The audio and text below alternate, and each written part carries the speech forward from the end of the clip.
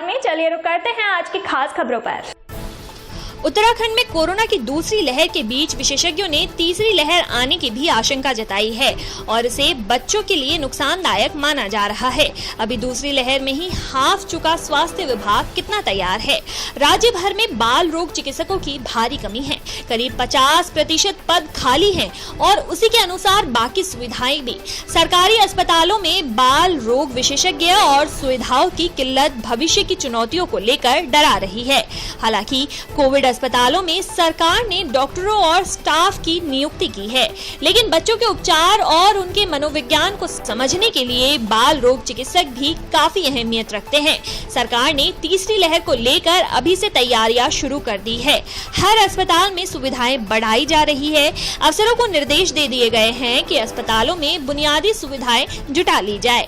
कुशल staff की कमी को भी तत्काल पूरा किया गया है। इस पर जनता समाचार ने उधम सिंह नगर डिस्ट्रिक्ट हॉस्पिटल में जायजा लिया और ICU incharge Noorin Wali senior nursing officer और मंजू केड़ा वरिष्ठ नर्सिंग सुपरिटेंडेंट से बात की।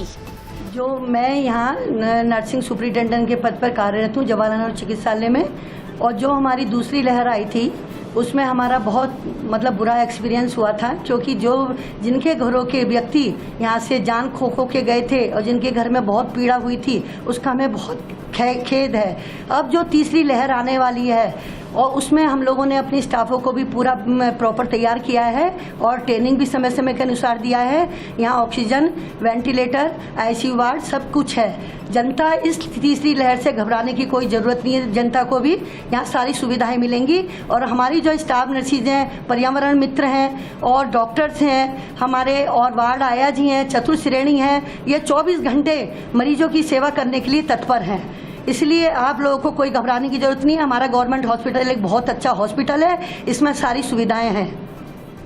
थर्ड लहर है, कोरोना की जो दूसरी लहर थी हमारी जो आई थी, उसमें जो कुछ थोड़ी सी कमियां रह गई थी, वैसे कमियां तो कुछ नहीं थी, लेकिन फिर भी जो हमारी नज़र में कमियां थी, हमने तीसरी लहर के लिए उसे पूरी तरह से हमने वो कर लिया है।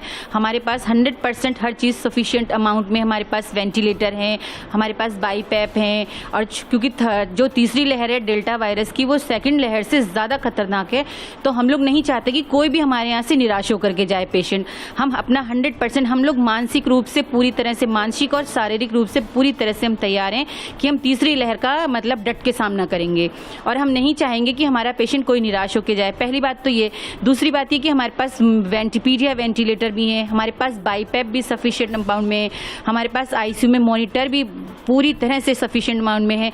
तो कोई भी पेशेंट अगर हमारे वहाँ आता है डेल्टा वायरस का, तो हम उसको निराश करके भेजने नहीं वाले, क्योंकि हमारे पास डॉक्टर, हमारे पास सब वेल टू डू हैं, सारे डॉक्टर्स जो हैं सारे अच्छे हैं और सब एक्सपीरियंस डॉक्टर हैं।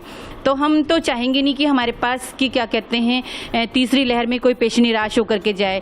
और पहली बात तो ये है कि हम ये भी नहीं चाहेंगे, क्योंकि ये जो कोरोना है, कोरोना से हमें ये नहीं सोचना है कि अब कोरोना ख़त्म हो गया है, दूसरी लहर चली गई, तो दूसरी जो तीसरी लहर आने वाली है ये इससे भी ज़्यादा खतरनाक है, क्योंकि डेल्टा प्लस है ये।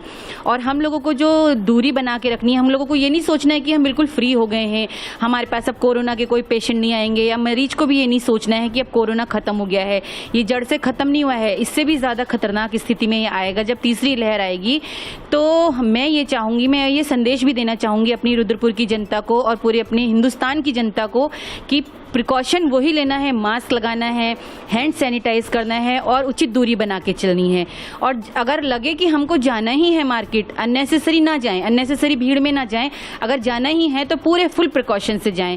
मेरी जनता से यही आग्रह है और यही निवेदन है अपनी रुद्रपुर की जनता से खास करके कि वो इसको ना ही आने दें तो ज़्यादा बेहतर होगा। बस मैं अपने लोगों से यही। आपकी टीम के साथ कितने डॉक्टर हैं अभी? मेरी टीम के साथ पूरे अभी जो हमारे परमानेंट डॉक्टर हैं, डॉक्टर MK तिवारी हैं, नोडल अधिकारी डॉक्टर सिन्हा हैं, डॉक्टर गौरव हैं, और मेन की हमारे शासन में हमारे मेन जो हमारे अधिकारी हैं डॉक्टर पंचपाल जी हैं और सामंत सर जी हैं, जिनका हमें पूरा भरपूर सहयोग पिछली सेकंड लहर में भी था और इसमें भी है, क्योंकि हमको बुलाते हैं जब भी ज़रूरत होती है, सिस्टर क्या चीज़ चाहिए, क्या चीज़ नहीं चाहिए।